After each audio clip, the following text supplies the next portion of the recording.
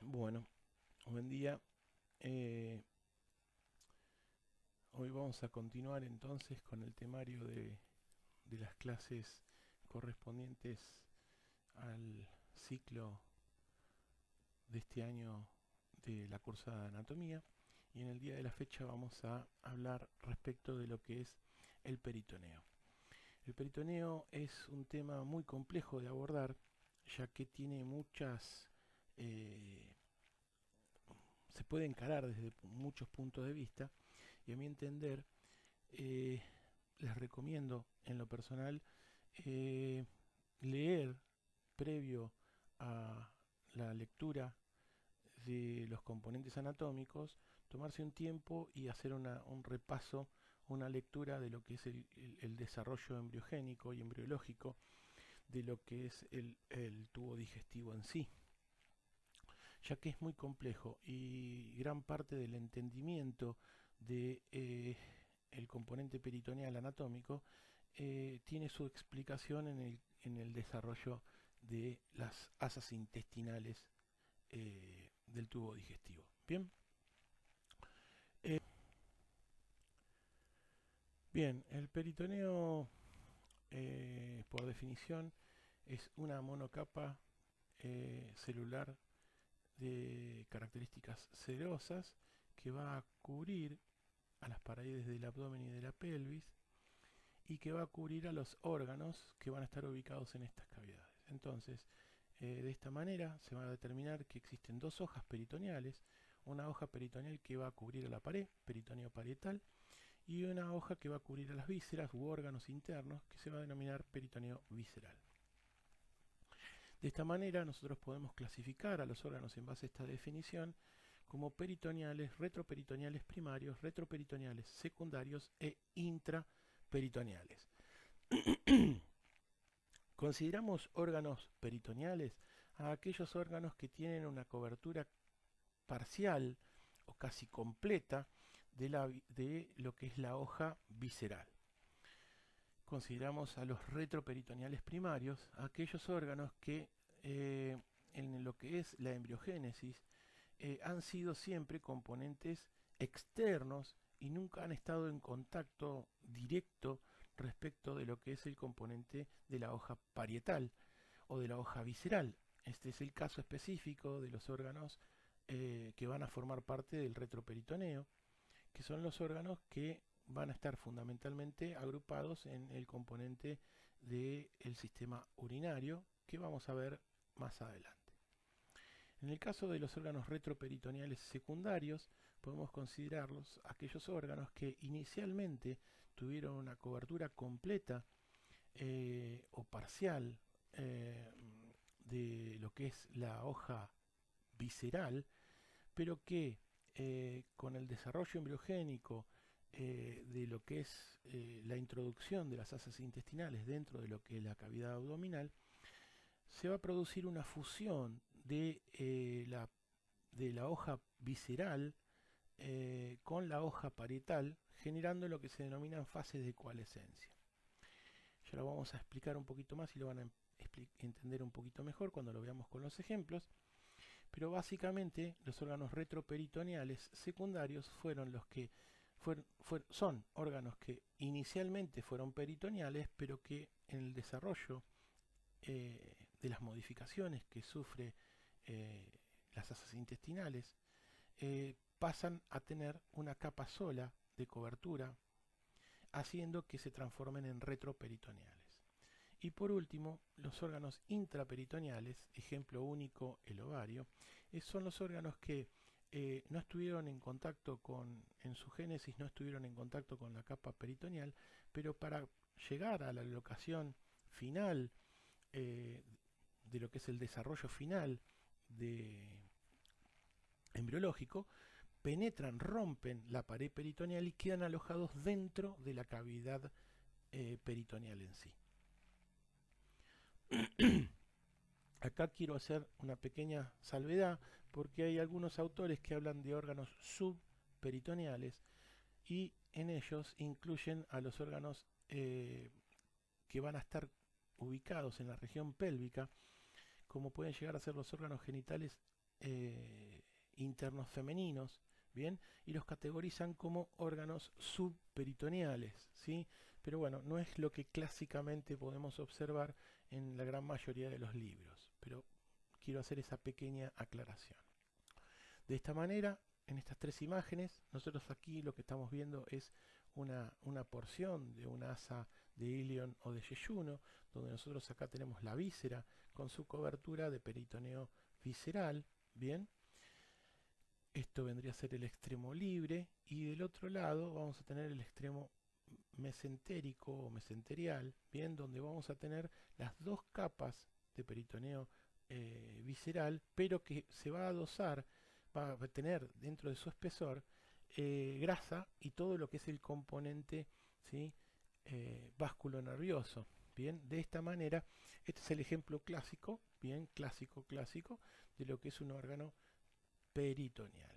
Y aquí lo que vemos aquí es el riñón, que siempre fue un órgano que nunca estuvo eh, em, cubierto por el peritoneo visceral, sino que está cubierto por el peritoneo parietal, pero que además hay un espacio que separa el órgano del peritoneo parietal. Bien, esto lo vamos a reforzar seguramente cuando se vea lo que es retroperitoneo. Pero básicamente nosotros aquí en esta imagen lo que vemos es el peritoneo parietal, que va a recubrir toda la pared, en este caso parte del diafragma, en este caso parte de lo que es la pared abdominal anterior. Y acá tenemos el órgano, que es el hígado, con la cobertura peritoneal de su hoja visceral, ¿sí? ¿Tá? Y otro ejemplo es el que podemos observar aquí en esta asa intestinal, donde tenemos esto que tenemos aquí, todo esto que tenemos aquí es el peritoneo visceral.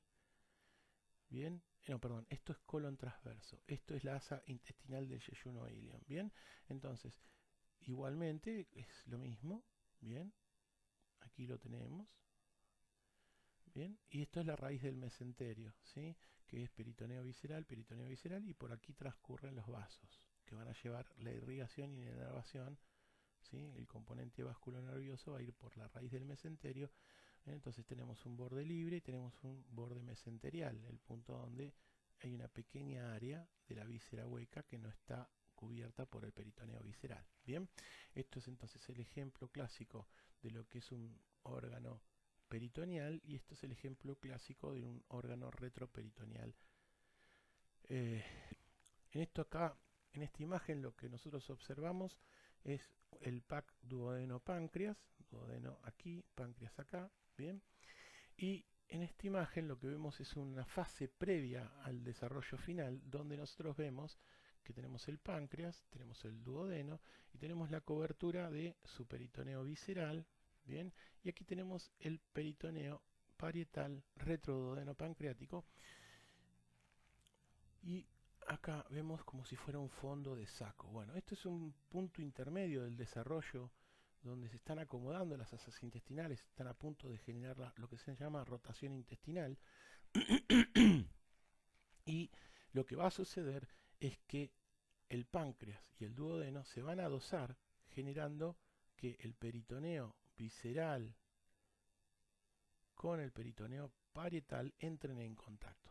Entran en contacto, se genera una fusión de estas dos estructuras, desaparece el peritoneo y deja lo que se denomina fascia de coalescencia. Entonces, originalmente el páncreas, originalmente parte del duodeno, eran órganos peritoneales que con el desarrollo embriogénico lo que sucede es que la visceral y la parietal se van a fusionar generando lo que se llaman fascias de coalescencia, haciendo que el páncreas y el duodeno tengan solamente una cobertura peritoneal anterior. Entonces de esa manera eran órganos peritoneales que se transforman en retroperitoneales. Entonces son órganos retroperitoneales secundarios. Bien, entonces, una vez que terminamos con estos pequeños conceptos que son vitales, vuelvo a repetirlo, creo que es muy importante que previo a esto ustedes desarrollen, lean conceptos muy importantes de lo que es la embriología.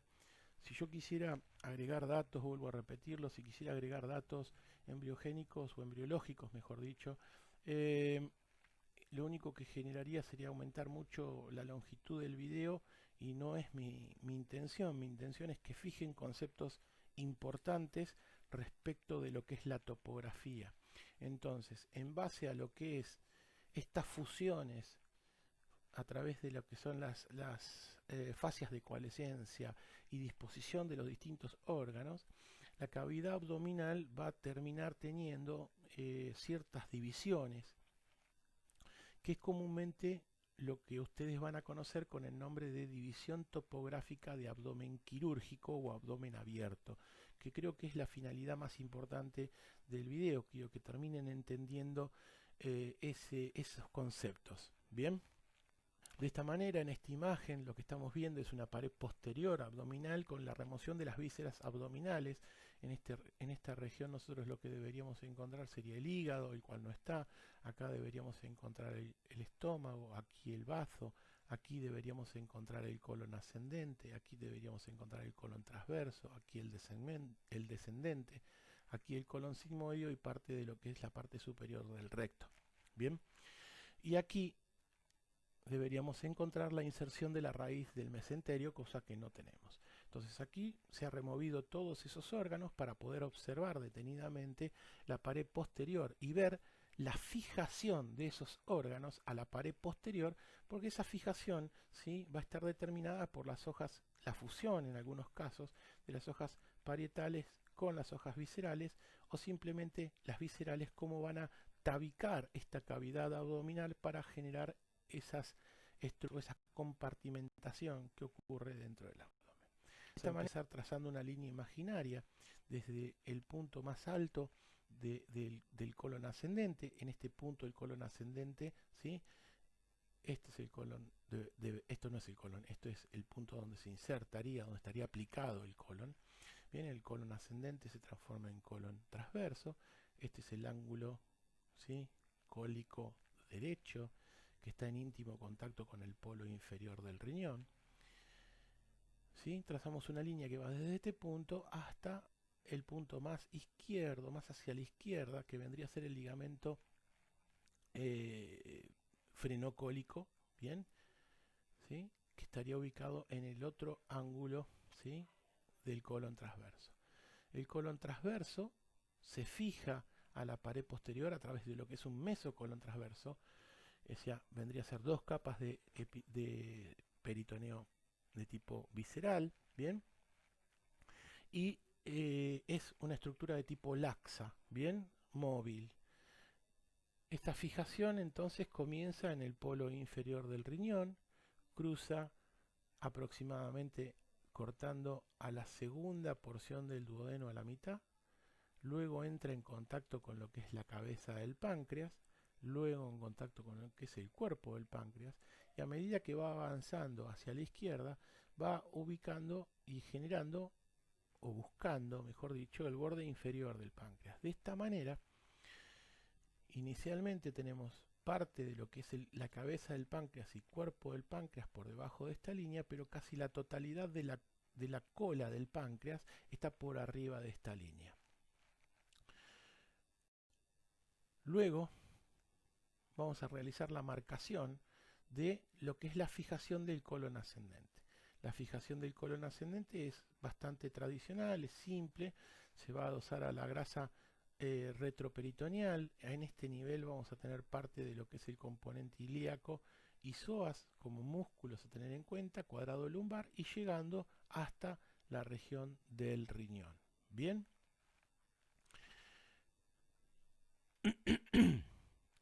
En este punto, el peritoneo visceral retrocólico se va a fusionar con el parietal, y en este punto es donde nosotros vamos a tener la fascia de coalescencia retrocólica derecha. Ya vamos a volver a ese tema. Luego aquí lo que vamos a observar es cómo ocurre algo similar con la inserción del colon descendente y del colon sigmoide. Entonces, de esta manera nosotros tenemos que desde el ángulo esplénico, o sea, la fusión, el punto de quiebre entre colon transverso y colon descendente, desde el borde más lateral del cuerpo del riñón, polo inferior del riñón, grasa que nos separa del cuadrado lumbar y del psoas. Esto es el punto donde el peritoneo visceral se junta con el peritoneo parietal retrocólico, generando la fascia de coalescencia retrocólica izquierda, y luego volvemos a tener inserción visceral, lo que correspondería al componente sigmoideo, que de lo importante es que cruza el psoas, desde el psoas ilíaco, cruza el psoas, luego cruza el componente ilíaco eh, eh, primitivo interno, ¿sí? Arterio venoso, el componente ureteral, y va a continuarse con la aplicación de lo que es la fascia de coalescencia retrocecal, ¿sí? Eh, como para terminar haciendo la fijación, ¿sí? de la estructura. Entonces, en esta parte tenemos el colon descendente con su estructura, ¿sí? De lo que es la fascia de coalescencia. Aquí tenemos el mesocolon sigmoide, o sea, es móvil esta parte. Esto es fijo, esto es móvil, esto es fijo, esto es móvil. Bien, y tenemos entonces de esta manera determinado lo que se denomina el marco colónico. A esto le vamos a agregar la línea imaginaria de inserción de la raíz del mesenterio, que va a ir desde el componente de la arteria mesentérica inferior, bien, va a descender por lo que es el componente aórtico, va a seguir el trayecto aórtico, cruzar el componente cava, adosarse al componente ilíaco y continuar, ¿sí? En búsqueda de lo que es el ángulo de la fusión entre el colon con el intestino, ¿sí? El ileocólico, ¿sí? El ángulo ileocólico. De esta manera, el abdomen, tenemos, perdón, sobre esta pared inferior, la disposición de la inserción, ¿sí? De lo que es la raíz mesenterial. De esta manera, estas líneas imaginarias que nosotros hemos trazado van a delimitar un gran componente mesocólico, supramesocólico, por arriba de la línea de inserción del colon transverso. Entre esta estructura, mesocolon transverso, la fascia de coalescencia retrocólica derecha y la raíz del mesenterio, nos va a quedar un área que se va a denominar supra o triángulo supramesentérico de todo esto del abdomen inframesocólico, y otra área un poco mayor de lo que es el ángulo o el triángulo inframesentérico de la región inframesocólica. O sea, esta región, la confluencia de estas dos estructuras, se lo denomina normalmente como región inframesocólica, y la raíz del mesenterio la va a dividir en dos componentes, un supramesentérico y un inframesentérico. Lo que vamos a encontrar son los que se denominan espacios paracólico derecho y paracólico izquierdo, que van a estar ubicados entre el margen colónico y la pared, ¿sí? La pared abdominal lateral. ¿Estamos? Esto a grandes rasgos, de esta manera, es como nosotros vamos a poder dividir inicialmente a lo que es el componente intraabdominal.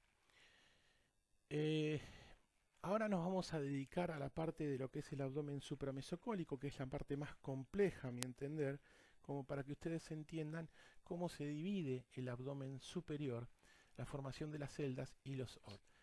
Básicamente, como concepto inicial, quiero que tomen que el abdomen supramesocólico va a estar dividido en lo que se denomina celda hepática, celda gástrica y celda esplénica, pero que en realidad la única celda real virtual, la única celda real que tenemos es la celda gástrica, mientras que la celda hepática y la celda esplénica ya van a ver ustedes que no son tan celdas, ¿sí? Aguarden un poquito en el video y ya van a comprender el concepto. Realmente esta estructura, que es la celda gástrica, ¿bien? O transcavidad de los epiplones, es el único compartimento de los tres que va a estar realmente cerrado, ¿bien? mientras que la celda hepática y la celda esplénica van a ser estructuras que están mucho más abiertas. Ya lo vamos a ver en la descripción. Bien. De esta manera estamos observando que esto es el colon transverso, bien, con lo que es esto es el epíplon mayor con toda la grasa del omento. Bien, vamos a tener aquí el hígado, aquí tenemos el esófago, gran parte del estómago. Esto es la parte del píloro, acá comienza el duodeno, comienza la segunda porción del duodeno. Esta es la imagen típica que nosotros tenemos cuando hacemos la abertura inicial de una cavidad abdominal y replegamos parte del hígado como para poder observar toda esta estructura. Pero esto lo vamos a ver un poquito más adelante. Vamos a lo que es la pared posterior. En la pared posterior vamos a remover entonces el hígado, el esófago, el estómago, el bazo, el colon transverso, el descendente y el ascendente para poder y por supuesto el mesenterio para poder observar específicamente la pared posterior de la supraestructura, ¿sí? O del supramesocolon. Bien, y de esta manera nosotros poder hacer un análisis más detallado de la división del abdomen supramesocólico. Bien, entonces para continuar vamos a recordar entonces la inserción del mesocolon transverso desde el ángulo derecho hepático hasta el ángulo esplénico, polo inferior del riñón, segunda porción del duodeno, cabeza, cuerpo del páncreas, borde inferior de la cola del páncreas, hasta llegar al medio, ¿sí? A la mitad de la cara anterior del riñón, ¿sí? ¿Sí? Región media. Esta línea, ¿sí? Imaginaria que ya conocemos y ya hemos trazado. Ahora vamos a realizar un trazado de una línea que va a cortar la cara anterior, se va a dosar sobre la cara anterior del riñón, bien, buscando el polo superior del riñón, dejando la glándula suprarrenal izquierda del lado interno y llegando hasta entonces el vértice del polo renal.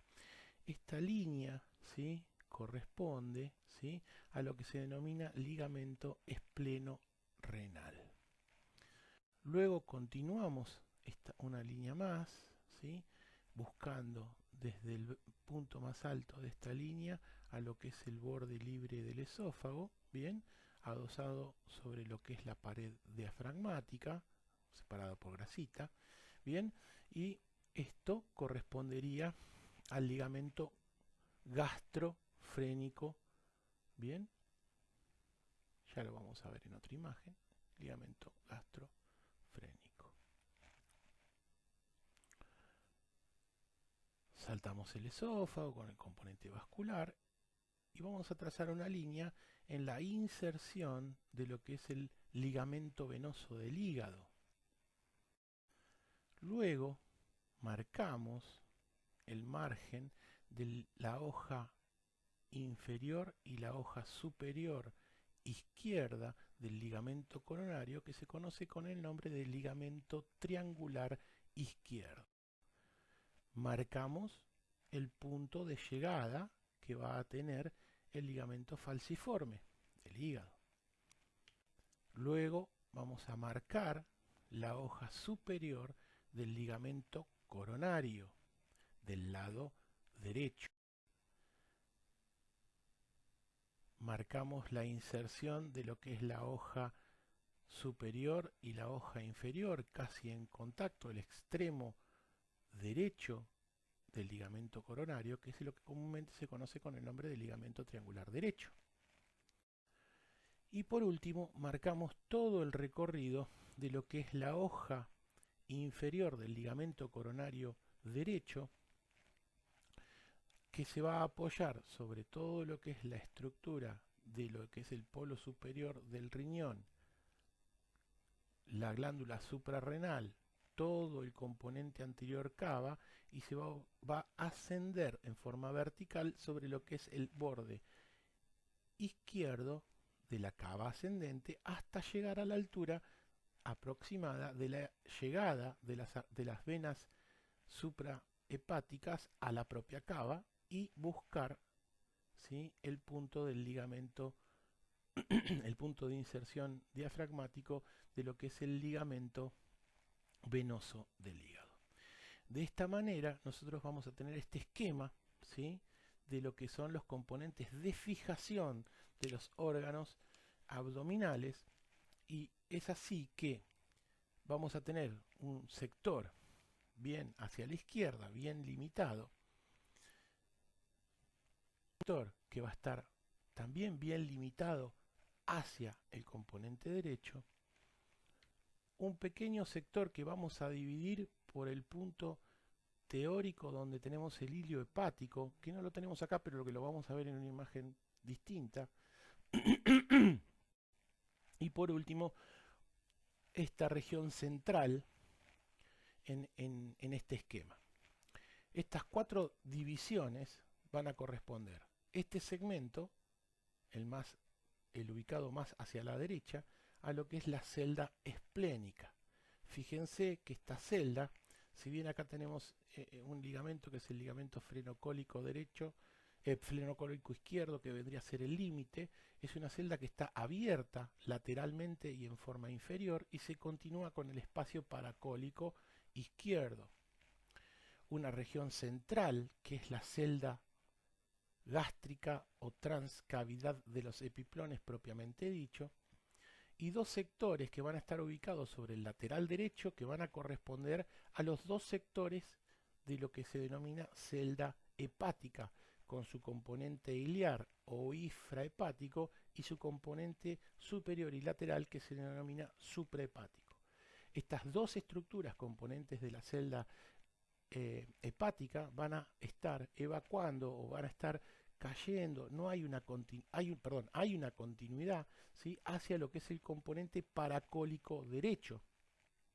Entonces, presten atención que en realidad el sector que realmente está totalmente cubierto, ¿sí?, es el sector gástrico, mientras que el sector esplénico y el sector hepático no van a estar del todo sellados. Con lo cual que el concepto medio de celda para la cuestión gástrica, para la cuestión esplénica y para la cuestión hepática es un poco dudoso. Bien, recuerden que esta imagen es la inserción posterior, ¿sí?, de todo el componente de todo el componente peritoneal, ¿sí?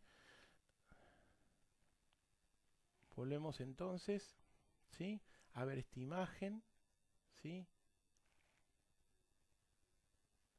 Recordar entonces el esófago, el ligamento venoso, recordar el borde inferior de la cola del páncreas, parte del cuerpo del páncreas, cabeza del páncreas, segunda porción del duodeno, riñón, ¿sí? Esto es la fascia de aquí, estaría adosado el colon descendente, aquí el colon descendente, aquí el colon transverso, aquí el ligamento espleno-renal, aquí el ligamento gastroesplénico, bien, ligamento triangular, coronario, ligamento triangular del lado de la derecha, coronario, coronario, coronario. Este sector muchas veces se los llama trasfondo de la transcavidad de los epiplones, ¿sí? Trasfondo, este sector se lo denomina trasfondo de la cavidad de los epiplones, o receso supra supra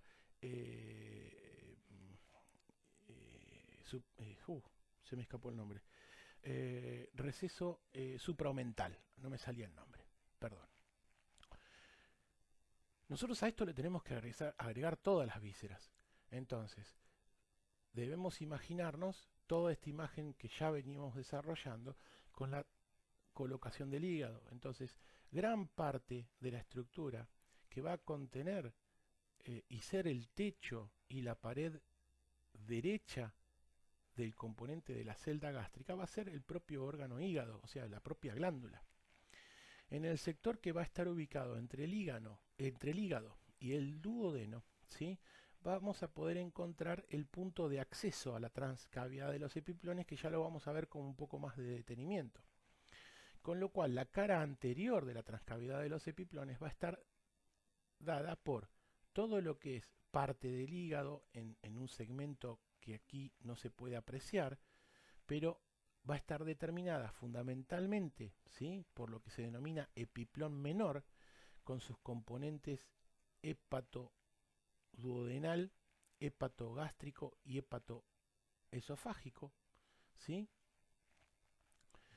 Eh, Luego vamos a tener parte del esófago, todo el componente de lo que es el órgano estómago, hacia arriba, ¿sí?, hacia arriba, el medio de fijación del techo gástrico, ¿sí?, a través de lo que es el ligamento, ¿sí?, suspensorio gástrico o freno gastrofénico, ¿sí?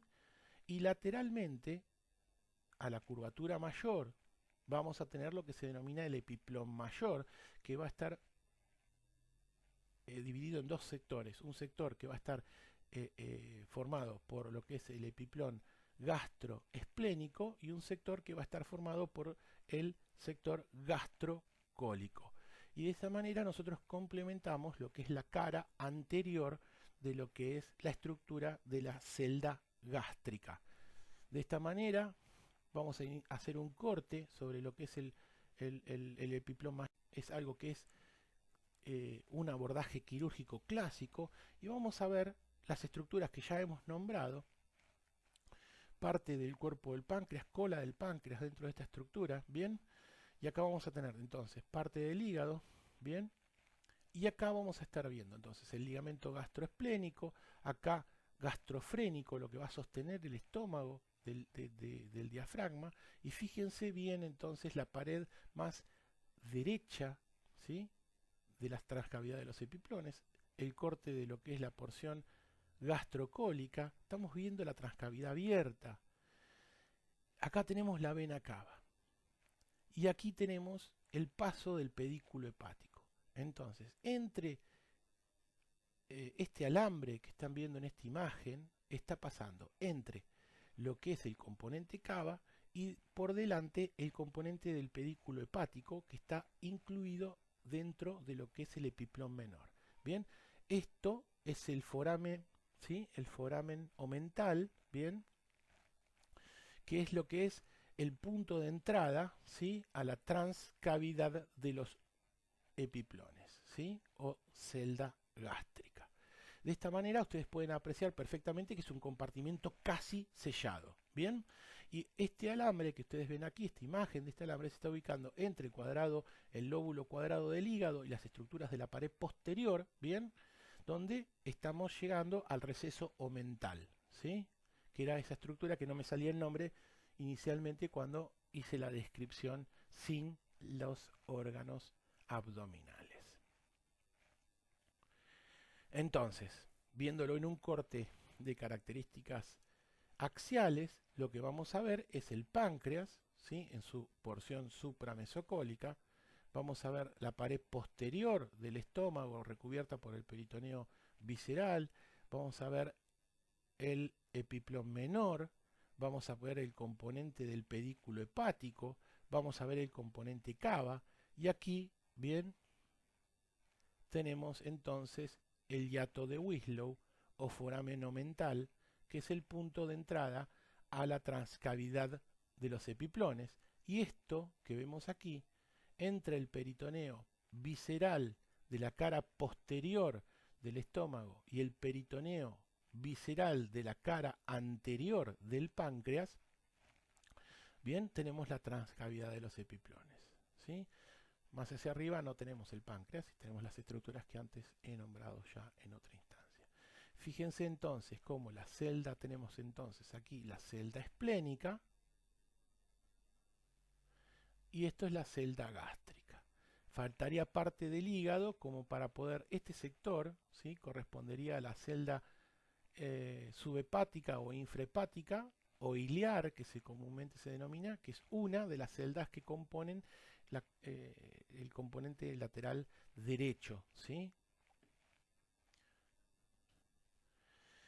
Bien, ahora lo que vamos a analizar es cómo se producen estos pliegues a nivel de lo que es la cavidad pélvica. Y hay una diferencia muy dependiendo de si estamos hablando de un cadáver o de una anatomía en el sexo masculino y otra distinta, muy distinta en el sexo femenino. Entonces, nosotros en el sexo masculino lo que vamos a tener es el pubis, la pared abdominal, vamos a tener la vejiga, bien, y vamos a tener el recto. Los pliegues peritoneales van a ser entonces dos fondos de saco fundamentales, un fondo de saco que va a estar ubicado entre la vejiga y el recto, el cual se va a denominar receso o espacio vésico-rectal o recto-vesical, dependiendo como lo quieran llamar, y un espacio que es pubo-vesical en este punto, pero que en realidad va a ser mucho más notorio si la vejiga está llena de líquido, o sea, si tenemos acumulación de orina. Si no tenemos acumulación de orina, este espacio casi desaparece. ¿Bien? Sexo masculino es bastante fácil de entender.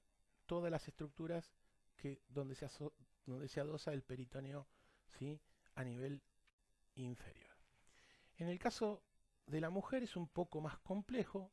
Vamos a tener entonces el pubis, vamos a tener la vejiga, vamos a tener el útero y vamos a tener el recto. De esta manera los pliegues que vamos a poder observar es el pubo vesical. Obviamente si tenemos la vejiga completa con orina, llena con orina, este ángulo se va a marcar, si no, no se va a marcar. Vamos a tener un repliegue, ¿sí?, un receso que va a estar ubicado entre el útero y la vejiga, que se denomina receso vésico uterino. Y por último vamos a tener un receso que va a estar ubicado por detrás del útero, por detrás del útero, por detrás de la vagina y por delante del recto, que es el fondo de saco útero vagino rectal o fondo de saco de Douglas. Bien, esto es interesante, este punto es muy interesante, porque el fondo de saco de Douglas, como vamos a ver más adelante, es un punto de acceso, bien, que si nosotros hacemos a través de una colposcopía, o sea, la observación de la vagina y de lo que es el cuello uterino desde el punto de vista de la maniobra obstétrica o ginecológica, podemos encontrar este fondo de saco vagino-uterino, que es endoluminal, el vagino-uterino posterior, y aquí podemos acceder con una pequeña punción a lo que es este fondo de saco que está aquí. Bien, lo importante de la cavidad pélvica femenina es entender entre lo que es el ligamento redondo, todo lo que es la estructura del ligamento ancho y el útero, van a dividir a la cavidad pélvica en un espacio previo, o sea, un espacio anterior a estas estructuras, que es el espacio vésico-uterino, y un gran espacio que va a ubicarse posteriormente a lo que es el componente del ligamento ancho y del útero, y que por debajo de lo que es el repliegue útero-sacro, ligamento de fijación uterino, en la región media vamos a poder observar el fondo de saco útero-vagino-rectal o fondo de saco de Douglas. Esto es una división, como si la pelvis femenina, es como no, la pelvis femenina va a estar dividida por entonces el ligamento ancho en un compartimento anterior y en un compartimento posterior, donde el fondo del compartimento posterior, ¿sí?, por debajo del repliegue útero-sacro, va a ser denominado, ¿sí?, fondo de saco útero vagino rectal o fondo de saco de Douglas. Bien,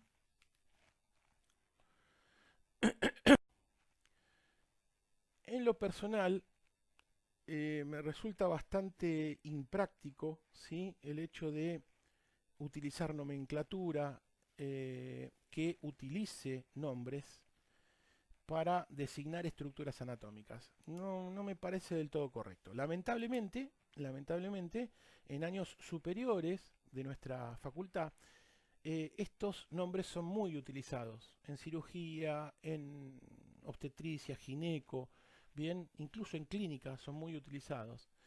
Pero quiero hacer una pequeña definición de lo que son las fascias de coalescencia. Eh, y como para que les quede fresco, yo prefiero las denominaciones retropancreática, retrocólico derecha, pero hay gente que bueno utiliza fascia de TOL 1, TOL 2, TOL 3, TRAITS y FREDET. Bien, es una discusión que es intracátedra e intrafacultad, pero bueno, yo prefiero que se la denomine de otra manera, ya lo vamos a explicar. Bien, entonces, ¿qué es una fascia de coalescencia? Ya lo he explicado. Una fascia de coalescencia es el punto donde por cuestiones embriológicas el peritoneo visceral se ha fusionado con el peritoneo parietal y han generado la desaparición del peritoneo, pero dejaron una estructura fibrosa que es relevante. De esta manera, la fascia de coalescencia retropancreática, o TOL1, es la que va a unir la cara posterior del cuerpo del páncreas con el peritoneo parietal posterior. Retropancreática, por detrás del cuerpo del páncreas. Es más fácil que acordarse de TOL1. Bien, por eso es que yo sostengo que hay que utilizar esa denominación. Retrocólica derecha, ¿qué adosa? La adosa el mesocolon ascendente, la cara posterior del colon, a la pared parietal posterior. Bien, entonces es retrocólica derecha, está por detrás del colon, TOL 2. Retrocólica izquierda, lo mismo que la anterior.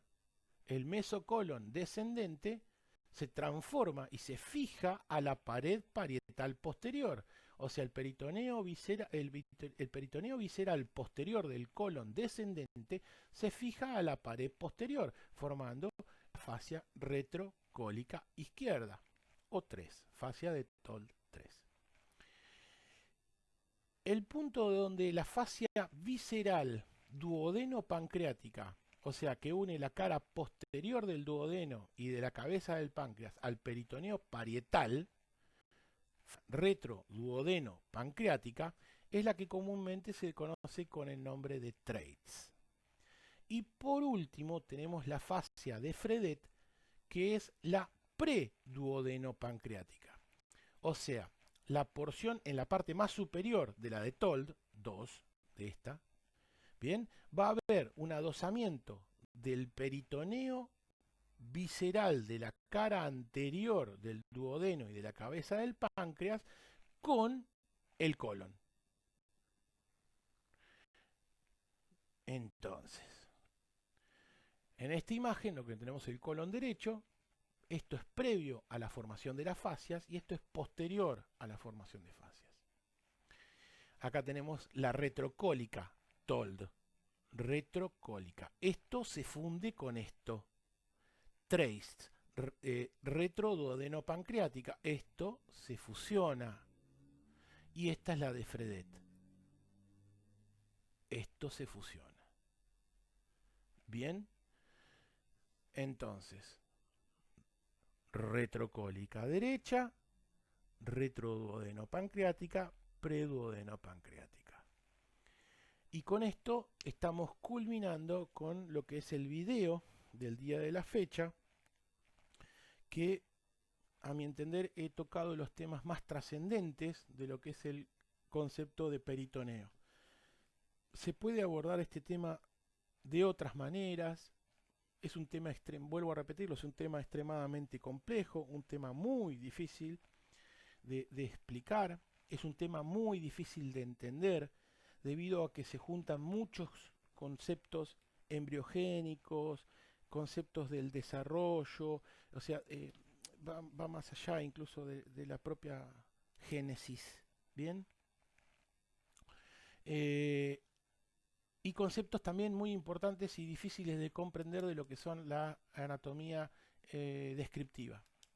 Y por supuesto, con un cierto grado de aplicación en lo que es la anatomía clínico-quirúrgica.